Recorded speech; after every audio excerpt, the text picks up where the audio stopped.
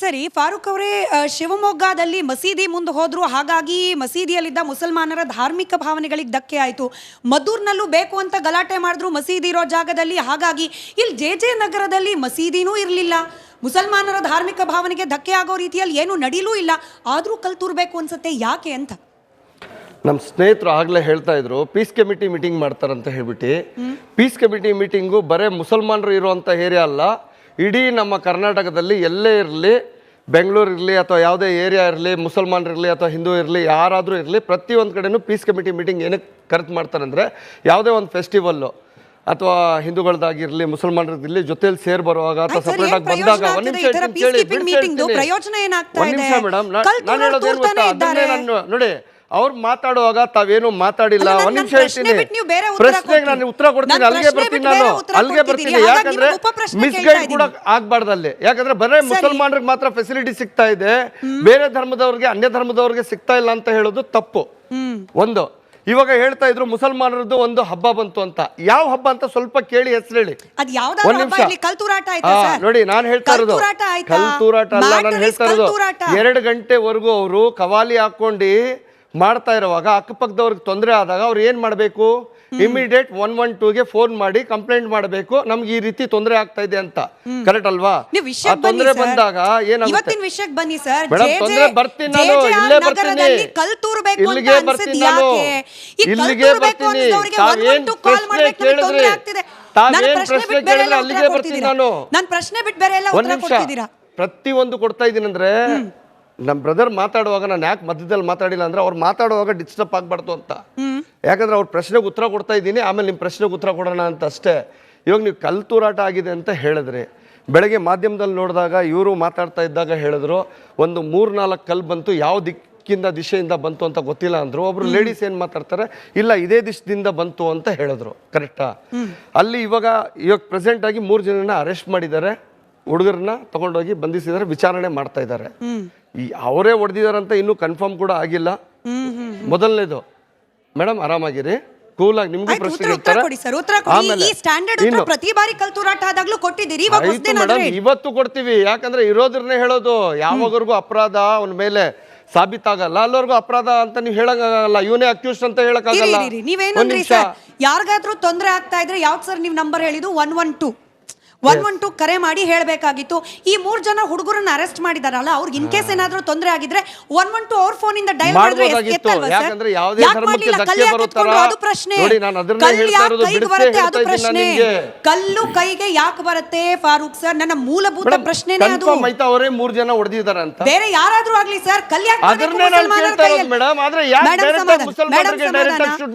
ಮುಸಲ್ಮಾನರ ಕೈಯಲ್ಲಿ ಕಲ್ಲು ಯಾಕೆ ಬರಬೇಕು? ನನ್ನ ಬೇಸಿಕ್ ಪ್ರಶ್ನೆ ಸರ್. ಹೇಳ್ತಾ ಇರೋದು ಇನ್ನೊರ್ಗು ಸಾಬೀತೆ ಆಗಿಲ್ಲ. ಜಮ್ಮು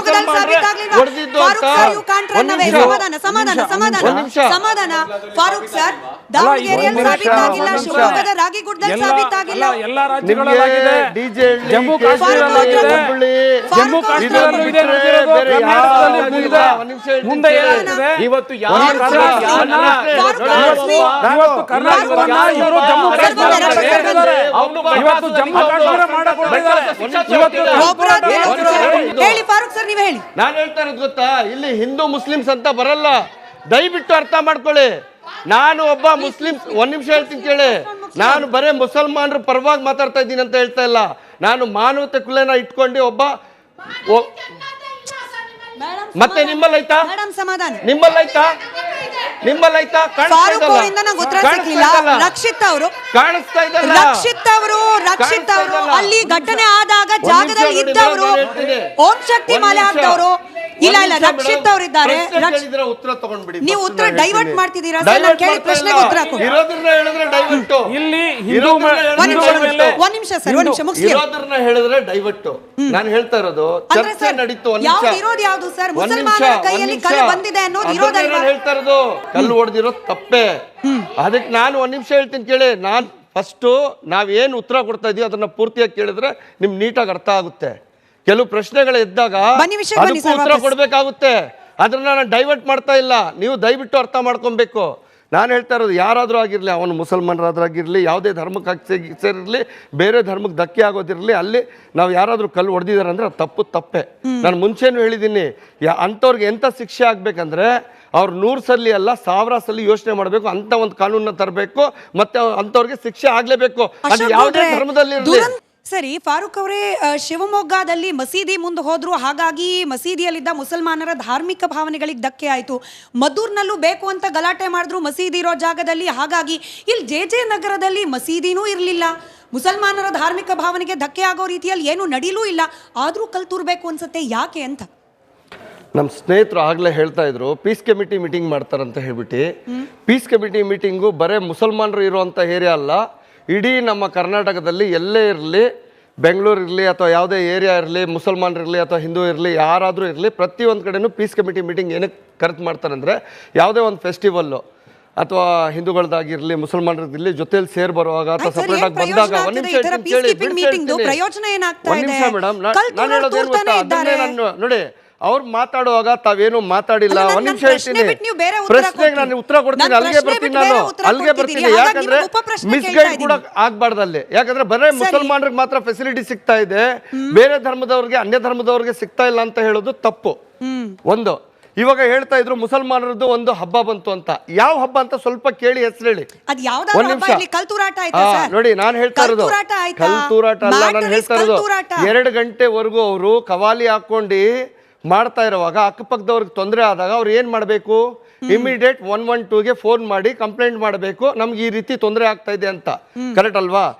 ತೊಂದರೆ ಬಂದಾಗ ಏನಾಗುತ್ತೆ ಮೇಡಮ್, ತೊಂದರೆ ಬರ್ತೀನಿ ನಾನು, ಇಲ್ಲೇ ಬರ್ತೀನಿ, ಇಲ್ಲಿಗೆ ಬರ್ತೀನಿ ನಾನು, ಇಲ್ಲಿಗೆ ಬರ್ತೀನಿ.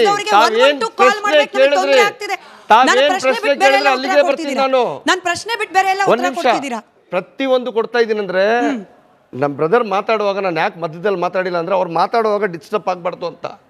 ಯಾಕಂದ್ರೆ ಅವ್ರ ಪ್ರಶ್ನೆಗೆ ಉತ್ತರ ಕೊಡ್ತಾ ಇದ್ದೀನಿ, ಆಮೇಲೆ ನಿಮ್ಮ ಪ್ರಶ್ನೆಗೆ ಉತ್ತರ ಕೊಡೋಣ ಅಂತ ಅಷ್ಟೇ. ಇವಾಗ ನೀವು ಕಲ್ತೂರಾಟ ಆಗಿದೆ ಅಂತ ಹೇಳಿದ್ರಿ, ಬೆಳಗ್ಗೆ ಮಾಧ್ಯಮದಲ್ಲಿ ನೋಡಿದಾಗ ಇವರು ಮಾತಾಡ್ತಾ ಇದ್ದಾಗ ಹೇಳಿದ್ರು ಒಂದು 3-4 ಕಲ್ಲು ಬಂತು, ಯಾವ ದಿಶೆಯಿಂದ ಬಂತು ಅಂತ ಗೊತ್ತಿಲ್ಲ ಅಂದ್ರು. ಒಬ್ರು ಲೇಡೀಸ್ ಏನ್ ಮಾತಾಡ್ತಾರೆ, ಇಲ್ಲ ಇದೇ ದಿಶದಿಂದ ಬಂತು ಅಂತ ಹೇಳಿದ್ರು. ಕರೆಕ್ಟಾ? ಅಲ್ಲಿ ಇವಾಗ ಪ್ರೆಸೆಂಟ್ ಆಗಿ 3 ಜನನ ಅರೆಸ್ಟ್ ಮಾಡಿದ್ದಾರೆ, ಹುಡುಗರನ್ನ ತಗೊಂಡೋಗಿ ಬಂಧಿಸಿದ್ದಾರೆ, ವಿಚಾರಣೆ ಮಾಡ್ತಾ ಇದ್ದಾರೆ. ಅವರೇ ಹೊಡೆದಿದಾರಂತ ಇನ್ನೂ ಕನ್ಫರ್ಮ್ ಕೂಡ ಆಗಿಲ್ಲ. ಮೊದಲನೇದು ಮೇಡಮ್, ಆರಾಮಾಗಿರಿ, ಕೂಲ್ ಆಗಿ, ನಿಮ್ಗೂ ಪ್ರಶ್ನೆ ಮೇಡಮ್ ಇವತ್ತು ಕೊಡ್ತೀವಿ. ಯಾಕಂದ್ರೆ ಇರೋದ್ರನ್ನೇ ಹೇಳೋದು, ಯಾವಾಗವರೆಗೂ ಅಪರಾಧ ಅವನ ಮೇಲೆ ಸಾಬೀತಾಗಲ್ಲ ಅಲ್ಲವರೆಗೂ ಅಪರಾಧ ಅಂತ ನೀವು ಹೇಳಕ್ಕಾಗಲ್ಲ, ಇವನೇ ಅಕ್ಯೂಸ್ಡ್ ಅಂತ ಹೇಳಕ್ಕಾಗಲ್ಲ. ಯಾರಿಗಾದ್ರೂ ತೊಂದರೆ ಆಗ್ತಾ ಇದ್ರೆ ಯಾವ್ದು ಸರ್ ನೀವು ನಂಬರ್ ಹೇಳಿದ್ದು? 112 ಕರೆ ಮಾಡಿ ಹೇಳಬೇಕಾಗಿತ್ತು. ಈ 3 ಜನ ಹುಡುಗರನ್ನ ಅರೆಸ್ಟ್ ಮಾಡಿದಾರಲ್ಲ, ಅವ್ರಿಗೆ ಇನ್ ಕೇಸ್ ಏನಾದ್ರೂ ತೊಂದರೆ ಆಗಿದ್ರೆ 112 ಅವ್ರ ಫೋನ್ ಇಂದ ಡಯಲ್ ಮಾಡಿದ್ರೆ ಎತ್ತಲ್ವಾ ಸರ್? ಯಾಕಂದ್ರೆ ಯಾವುದೇ ಧರ್ಮಕ್ಕೆ ಧಕ್ಕೆ ಬರುತ್ತಲ್ಲ, ಅದು ಪ್ರಶ್ನೆ. ನೋಡಿ ನಾನು ಅದನ್ನ ಹೇಳ್ತಾ ಇರೋದು, ಬಿಡಿಸಿ ಹೇಳ್ತಾ ಇದ್ದೀನಿ ನಿಮಗೆ. ಕಲ್ಲು ಕೈಗೆ ಯಾಕೆ ಬರುತ್ತೆ ಫಾರೂಕ್ ಸರ್? ನನ್ನ ಮೂಲಭೂತ ಪ್ರಶ್ನೆನೇ ಅದು. ಕನ್ಫರ್ಮ್ ಆಯ್ತಾ ಅವರೇ 3 ಜನ ಹೊಡೆದಿದ್ದಾರೆ ಅಂತ? ಬೇರೆ ಯಾರಾದ್ರೂ ಆಗ್ಲಿ ಸರ್, ಕಲ್ಲು ಯಾಕೆ ಅದನ್ನೇ ನಾನು ಹೇಳ್ತಾ ಇರೋದು ಮೇಡಮ್. ಆದ್ರೆ ಯಾಕೆ ಡೈರೆಕ್ಟ್ ಮುಸಲ್ಮಾನರಿಗೆ ಡೈರೆಕ್ಟ್ ಶೂಟ್ ಮಾಡ್ತಾರೆ ಅಂತ ಮುಸಲ್ಮಾನರ ಕೈಯಲ್ಲಿ ಕಲ್ಲು ಯಾಕೆ ಬರಬೇಕು? ನನ್ನ ಬೇಸಿಕ್ ಪ್ರಶ್ನೆ ನಾನು ಹೇಳ್ತಾ ಇರೋದು. ಇನ್ನೊರ್ಗೂ ಅಲ್ಲಿ ಸಾಬೀತೆ ಆಗಿಲ್ಲ.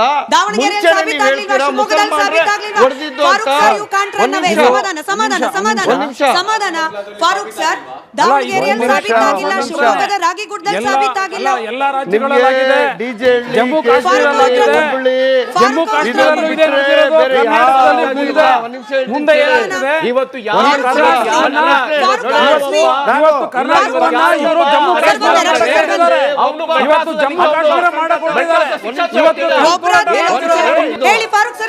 ನಾನು ಹೇಳ್ತಾ ಇರೋದು ಗೊತ್ತಾ, ಇಲ್ಲಿ ಹಿಂದೂ ಮುಸ್ಲಿಮ್ಸ್ ಅಂತ ಬರಲ್ಲ, ದಯವಿಟ್ಟು ಅರ್ಥ ಮಾಡ್ಕೊಳ್ಳಿ.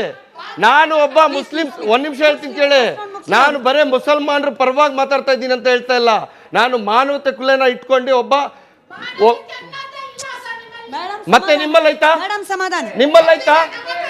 ನಿಮ್ಮಲ್ಲೈತಾ? ರಕ್ಷಿತ್ ಅವರು ಅಲ್ಲಿ ಘಟನೆ ಆದಾಗ ಜಾಗದಲ್ಲಿ ಇದ್ದವರು, ಓಂ ಶಕ್ತಿ ಮಾಲೆ ಹಾಕಿದವರು. ಇಲ್ಲ ರಕ್ಷಿತ್ ಅವರು ಇದ್ದಾರೆ. ಉತ್ತರ ತಗೊಂಡ್ಬಿಡಿ. ನೀವು ಉತ್ತರ ಡೈವರ್ಟ್ ಮಾಡ್ತಿದ್ದೀರಾ ಸರ್? ನಾನು ಕೇಳಿದ ಪ್ರಶ್ನೆಗೆ ಉತ್ತರ ಕೊಡಿ. ಇರೋದನ್ನ ಹೇಳಿದ್ರೆ ಡೈವರ್ಟ್. ಇಲ್ಲಿ ಒಂದ್ ನಿಮಿಷ ಸರ್, ಒಂದ್ ನಿಮಿಷ ಮುಗಿಸಿ. ಇರೋದನ್ನ ಹೇಳಿದ್ರೆ ಡೈವರ್ಟ್. ನಾನು ಹೇಳ್ತಾ ಇರೋದು ಚರ್ಚೆ ನಡೀತು. ಇರೋದು ಯಾವುದು ಸರ್? ಮುಸಲ್ಮಾನರ ಕೈಯಲ್ಲಿ ಕಲ್ಲು ಬಂದಿದೆ ಅನ್ನೋದು ಇರೋದಲ್ವಾ? ಹೇಳ್ತಾ ಇರೋದು ಕಲ್ಲು ಹೊಡೆದಿರೋದು ತಪ್ಪೇ. ಅದಕ್ಕೆ ನಾನು ಒಂದ್ ನಿಮಿಷ ಹೇಳ್ತೀನಿ ಕೇಳಿ. ನಾನ್ ಫಸ್ಟು ನಾವೇನು ಉತ್ತರ ಕೊಡ್ತಾ ಇದೀವಿ ಅದನ್ನ ಪೂರ್ತಿಯಾಗಿ ಕೇಳಿದ್ರೆ ನಿಮ್ಗೆ ನೀಟಾಗಿ ಅರ್ಥ ಆಗುತ್ತೆ. ಕೆಲವು ಪ್ರಶ್ನೆಗಳು ಎದ್ದಾಗ ಅದಕ್ಕೂ ಉತ್ತರ ಕೊಡ್ಬೇಕಾಗುತ್ತೆ. ಅದನ್ನ ನಾನು ಡೈವರ್ಟ್ ಮಾಡ್ತಾ ಇಲ್ಲ, ನೀವು ದಯವಿಟ್ಟು ಅರ್ಥ ಮಾಡ್ಕೊಬೇಕು. ನಾನು ಹೇಳ್ತಾ ಇರೋದು ಯಾರಾದರೂ ಆಗಿರಲಿ, ಅವನು ಮುಸಲ್ಮಾನರಾದ್ರಾಗಿರಲಿ, ಯಾವುದೇ ಧರ್ಮಕ್ಕೆ ಸೇರಿರಲಿ, ಬೇರೆ ಧರ್ಮಕ್ಕೆ ಧಕ್ಕೆ ಆಗೋದಿರಲಿ, ಅಲ್ಲಿ ನಾವು ಯಾರಾದರೂ ಕಲ್ಲು ಹೊಡೆದಿದ್ದಾರೆ ಅಂದರೆ ಅದು ತಪ್ಪೇ.